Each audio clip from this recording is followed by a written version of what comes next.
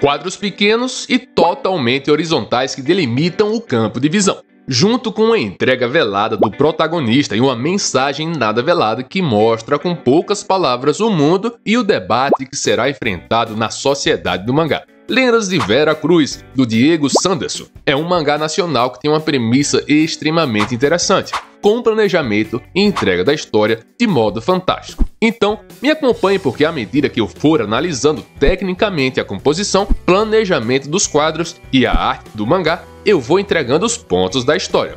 Esse vídeo vai ser totalmente sequencial. Logo, se você preferir, pode ler a obra antes. Mas se você quiser ter a imersão completa, acompanhe a análise à medida que eu vou entregando a história. Eu sou o Mac, apaixonado por analisar histórias em quadrinhos e desvendar mistérios de composições artísticas. E hoje eu vou revelar em etapas o segredo do Diego Sanderson, mostrando como ele consegue compor narrativas tão envolventes e apaixonantes. Então não deixe de dar o like no vídeo e seguir o canal, pois depois de assistir, sua percepção irá mudar completamente. E nem pense em sair antes de eu falar dos vilões dessa obra, ou você vai se arrepender. Uma vez eu li um trecho de um poema que falava assim: se eu soubesse que esse mundo estava tão corrompido, eu tinha feito uma greve. Infelizmente, para alguns, eu não tive tempo para fazer essa greve. Essa frase vem diretamente da apresentação do personagem, do seu primeiro momento, ou seja, o autor já quer nos dizer que a história, apesar de entregar elementos de fantasia, não será algo sem elementos de filosofia. Podemos esperar um justiceiro? Podemos esperar alguém que almeja vingança? Eu costumo muito ver esse tipo de apresentação em diversos estilos de quadrinhos, e o que me marcou aqui foi a imponência perante a sua presença. E eu vou correlacionar essa sensação com outros títulos que possuem uma premissa parecida. Mas antes, eu quero primeiro entender a ideia geral por trás do personagem. Você verá o quanto do conhecimento acumulado do autor é impresso nas suas obras e criação dos protagonistas, muitas vezes indiretamente, muitas vezes proveniente de uma bagagem adquirida de anos de estudo, consumo e experiência. Mas calma, para você entender melhor, eu preciso voltar para a capa, o cartão de visita do mangá, que é onde de fato o protagonista foi apresentado primeiro, e mostrar como eu percebi que teríamos aventura e fantasia na obra, pois eu joguei essa informação para você sem te apresentar nada do plot da narrativa. Então, se arrume aí na cadeira ou no sofá e preste atenção, que eu vou te explicar como cheguei a essa conclusão e entregar uma série de informações interessantes. Uma postura de quem mostra força e uma mão preparada sempre para sacar a espada, um chapéu de palha e uma capa esvoaçante, diante do plano de fundo que recebe nuances na opacidade da cor, elementos em dourado que lembram fagulhas, mas também folhas.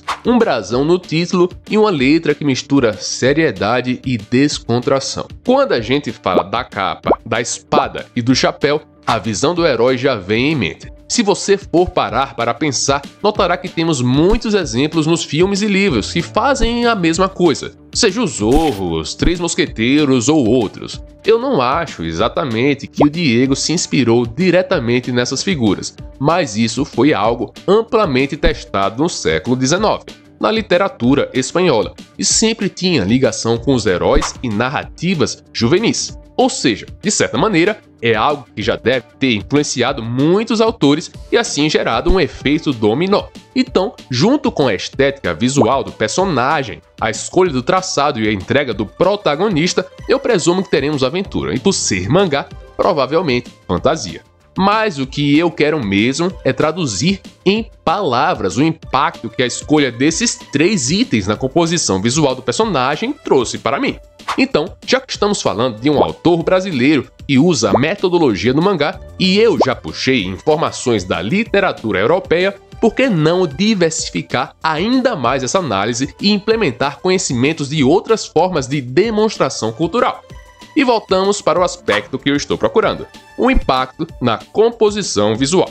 A espada é mais fácil, está atrelada ao significado da batalha devido à sua função prática de ataque ou defesa, claro. Guerreiros usam espadas e estão presentes em todos os momentos da história, em todos os lugares, e é multicultural. Temos katanas, espadas em uma ou duas mãos, curvas, orientais, ocidentais e mais. Então eu vou focar na capa, já que espada é espada e sempre traz impacto. Eu vou partir para os comics e comparar a função estética dela e o seu significado em dois tipos de quadrinhos. Você sabe, não é? A capa por si só já é um componente extremamente emblemático e na minha cabeça pode funcionar de duas maneiras. Pense no Batman. Quando o personagem é mais dark, a capa ajuda a deixar tudo mais misterioso em alguns momentos. Em outros, dá uma presença mais forte na elaboração da ilustração, fazendo parte da composição e preenchimento de cenas em quadros de destaque. Pense também no Super-Homem. Quando o personagem é mais heróico, a capa dá uma simbologia a mais, algo que está lá para complementar a grandeza do herói. Sem falar que fica muito bem em personagens que voam, pois a sensação de fluidez e movimento é incrementada. Até o momento, eu ainda não conheço o personagem do Diego, pois vou fazendo análise à medida que leio. Inclusive, eu faço exatamente isso nas lives aqui no canal. Então fique ligado que a próxima obra analisada pode ser a sua. Mas o que eu posso dizer até agora é que o design escolhido apresenta muita originalidade e me convenceu. Eu nem abordei muito o chapéu de palha como item isolado, pois você já sabe, não é? Vai tentar buscar no Google o termo chapéu de palha, você só vai ter um retorno na imagem. Veja, com aquele início de obra, com as dicas da capa e a sua caracterização visual, eu imagino que o personagem tem uma personalidade mais seca, mais séria de alguém que tem uma missão. Só tem um ponto que me confunde e meio que pode ser uma pegadinha. Temos um início de história agressivo. Estou falando da primeira página mesmo.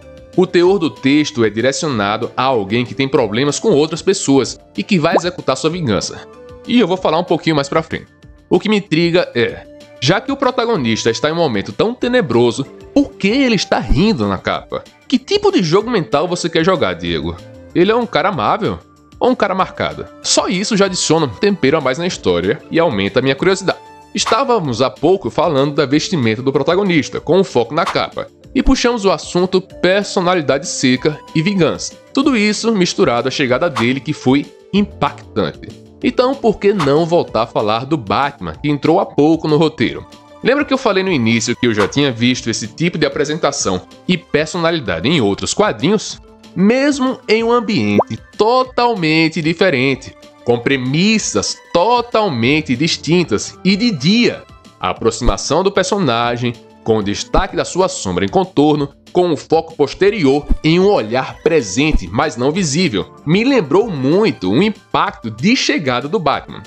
Talvez seja viagem minha, eu confesso, será que eu forcei demais? Mas eu tô supondo pela personalidade, e não pelas características visuais. A ideia de um personagem que impõe respeito e causa uma mudança no ambiente à sua volta só porque ele chegou ali. O fato é que eu gostei muito da firmeza e representação dele e eu fico me perguntando se teremos, de fato, esse tipo de personalidade no protagonista, ainda mais com aquele sorrisinho me confundindo. Todavia, deixa eu te falar da ambientação da história, onde se passa. E para isso eu vou ter, de novo, que voltar um pouquinho para a capa e já emendar com o início novamente. Cores amenas, terrosas, marrons, que se camuflam muito bem em um ambiente árido. Isso na sua vestimenta. Um típico chapéu de palha que é extremamente eficaz para driblar o calor. Calça e camisa folgadas e claras que refletem a luz solar. E nos primeiros quadros vemos pedras, cactos e lagartos. Tudo bem definido. O cara em 2 páginas foi assertivo ao nos entregar tudo o que precisávamos para entender o contexto do plano de fundo da história. Seguindo a sequência de onde paramos, no mangá, temos uma visão aérea da cidade onde a trama vai acontecer. Algo tipicamente interiorano, com a igreja localizada na praça central da cidade. E com aquela confirmação de que ele é realmente o personagem que guarda mágoas e que tem uma raiva enorme pelo passado que viveu, aquilo me lembrou obras como o V de Vingança. Me tiraram tudo, só sobrou raiva, tristeza e angústia. Mas hoje é um dia especial, porque esse é o primeiro dia de um longo período de tormenta que trarei ao mundo deles. Porém, na lista de personalidades que abraçam a vingança como missão principal, temos muitos. Basta saber agora se o protagonista terá o estilo do Justiceiro, que esgotou todas as gotas de emoções no seu corpo, ou se ele meio que esconderá sua verdadeira personalidade e vestirá um escudo para se proteger de futuras decepções. Naquela mesma cena imponente que eu falei, temos uma onomatopeia, o Tadam. Acho que o Diego quis representar um efeito sonoro do tipo musical ou de cinema para mostrar a chegada do personagem. Me gerou um pouco de confusão e talvez não fosse minha escolha inicial, pois nas minhas leituras eu não costumo implementar planos musicais na minha mente ou efeitos sonoros de instrumentos como temos em produções em vídeo. De qualquer maneira, vamos focar na quadrinização agora. Eu adorei a aproximação do protagonista. Confesso que na minha cabeça ele abriria a porta de bar como em ambientações de obras no faroeste, mas aí pensei, a gente não tá nesse ambiente, isso não é uma porta bang bang. E de fato, no outro quadro vi que a porta era tradicional e já estava aberta. De qualquer maneira, uma câmera vinda por trás e mostrando o protagonista entrando atenderia os meus gostos pessoais, mas isso não é importante, a fluidez é o que importa. O Diego entrega muito bem a entrada dele no bar. Mas o que se destaca sem sombras de dúvidas não é o personagem seguindo seu percurso, e sim sua reatividade em relação aos estímulos do ambiente. O jogo de olhares junto aos efeitos implementados é impecável. É difícil ver um artista que reflete tão bem os sentimentos e personalidade somente com a variação de olhares, que não é pouca. Até agora, esse é o elemento visual que mais me impressionou na história. Nós estamos falando da fluidez e quadrinização e eu não estou fugindo do assunto. O Diego consegue costurar os ganchos de entrega muito bem ao mesclar os olhares com as ações. Ou seja, o impacto do personagem perante o ambiente é fator-chave nessa quadrinização. Então o autor da obra executou um excelente trabalho. Os quadros são bem divididos, são dinâmicos e elaborados para não trazer cansaço ou tédio. Não tenho o que criticar quanto a isso, nota 10. Os balões, no entanto, na sua maioria, atendem à proposta de mangá de estarem enraizados junto à composição da ilustração e narrativa. Porém, em alguns momentos se comportam como nos comics e acabam ficando mais reduzidos ou com muitas palavras para entregar ou uma imersão maior na narrativa textual ou para preencher menos espaço e valorizar o cenário. Mas, olha só, aqui eu estou sendo extremamente crítico, realmente. A qualidade da obra continua impecável. Eu faço isso porque eu sou extremamente fã do trabalho desse autor, então eu vou entregar o melhor de mim nessa análise. E olha só, nesse início de obra, percebemos que não teremos censuras quanto ao sangue ou membros mutilados, que teremos uma história com teor um pouco mais direto, que não faz questão de esconder os golpes. Em uma caminhada pela cidade, o plot do capítulo é apresentado.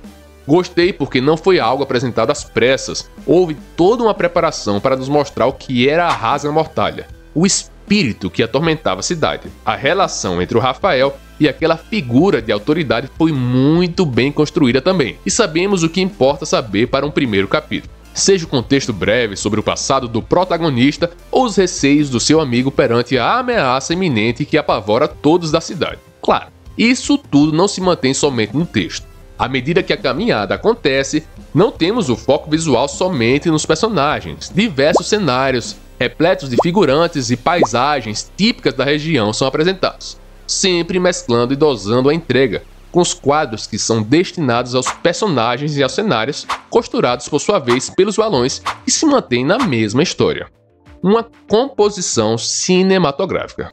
Mas agora, eu quero te mostrar mais 2 momentos, deixando de lado um pouco a história. Acho que até aí consegui despertar o seu interesse para ler Lendas de Veracruz, não? Bem, se ainda tem dúvidas, veja isso. Falarei um pouquinho mais da arte e cultura que o autor embute na sua obra, mostrando também a inspiração para a Rasga Mortalha. Se você gostou do conteúdo até aqui, não deixe de dar o like. Vamos fazer o Geekline chegar a 10 mil inscritos.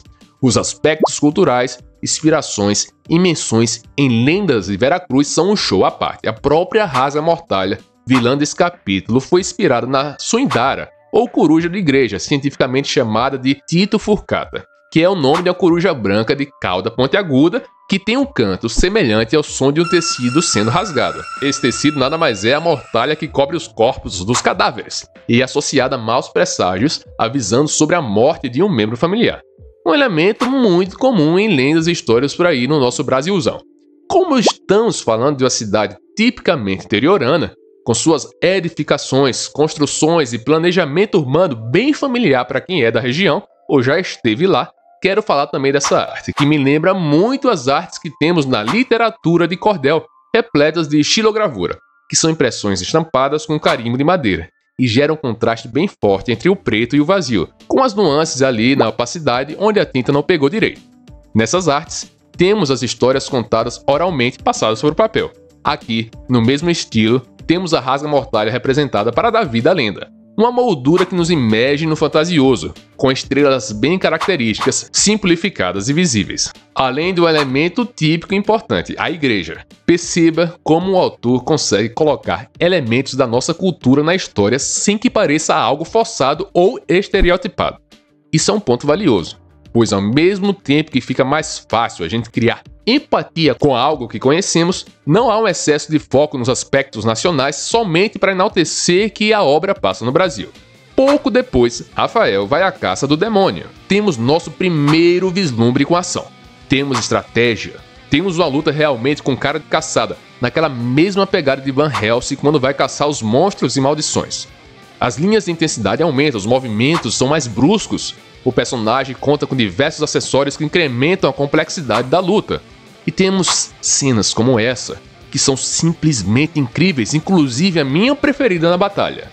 Com essa separação em 3 momentos, com um compasso em 2 etapas na construção do movimento e um momento para a entrega final ou conclusão, um cortar da asa da Rasga-Mortalha. Foi demais, cara, foi demais. A finalização, então, deixou um gostinho de quero mais. Realmente, o autor é alguém que entende de narrativa, cinema e quadrinhos.